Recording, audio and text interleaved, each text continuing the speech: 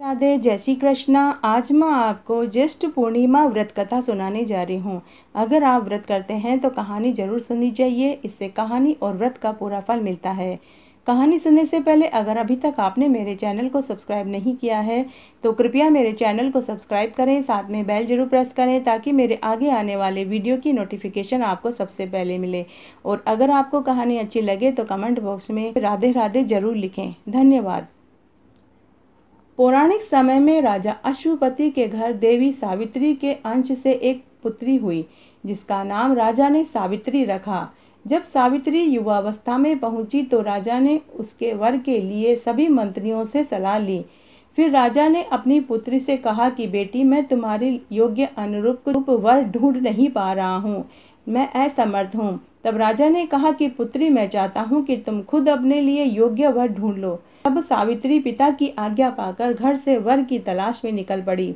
तब उसने सत्यवान को देखा तो उसने मन ही मन उसे अपना पति मान लिया। तब उसने अपने ये मन की बात नारद जी से कही। तब नारद ऋषि सावित्री से बोले, पुत्री, सत्यवान अल्प आयु है, तुम कोई और वर ढूंढ लो। लेकिन सावित्री ने कहा कि मैं एक हिंदू नारी हूँ, मैंने सत्यवान को मन ही मन पति मान लिया है। फिर उसके पिता ने उसकी शादी सत्यवान से करा दी। एक दिन सत्यवान के सिर में अत्यधिक पीड़ा हो रही थी। तब सावित्री एक वट वृक्ष के नीचे अपने पति के सिर को गोद में लेकर बैठ गई। उसी समय यमराज वहां आया। उसने देखा यमराज के दूत सत्यवान के जीव को दक्षिण दिशा की ओर ले जा रहे हैं। तब सावित्री भी यमराज के पीछे पीछे चलने लगी।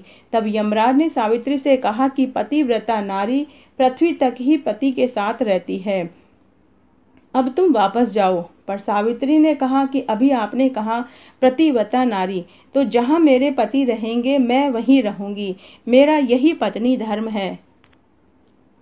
सावित्री के मुख से यह उत्तर सुनकर यमराज बहुत प्रसन्न हुए। तब उन्होंने सावित्री को वर मांगने के लिए कहा। यमराज ने कहा कि मैं तुम्हें 3 वर मांगने का वरदान देता हूँ। तब सावित्री ने सास ससुर के लिए आंखें मांगी और उसने ससुराल का खोया हुआ राज्य भी वापस मांगा। फिर सत्यवान के पुत्रों की मां बनने का वरदान मांगा। तब यमराज ने कहा, तथास्तु, ऐसा ही होगा। सावित्री ने अपनी समझदारी से यमराज को उलझन में डाल दिया। पति के बिना पुत्रवती होना असंभव था। अंत में यमराज को सत्यवान के प्राण वापस देने ही पड़े। सावित्री वापस वट वृक्ष के पास आई। वहां सत्यवान की मृत लाश पड़ी थी। सत्यवान के मृत शरीर में फिर से हलचल हुई। इस प्रकार सावित्री ने पतिव्रता व्रत के प्रभाव से यमराज से अपने पति के प्राण वापस ले लिए।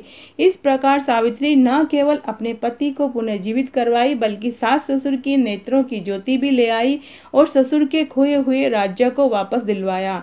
कथा का सार यह है कि पतिव्रता स्त्री अपने पति को सभी कष्टों और दुखों से दूर करने में समर्थ होती है। तो आज मैंने आपको पूर्णिमा की कहानी सुनाई। अगर आपको ये अच्छी लगती है तो अपने दोस्तों रिश्तेदारों में ज़्यादा से ज़्यादा शेयर करके पुण्य कमाएं। धन्यवाद।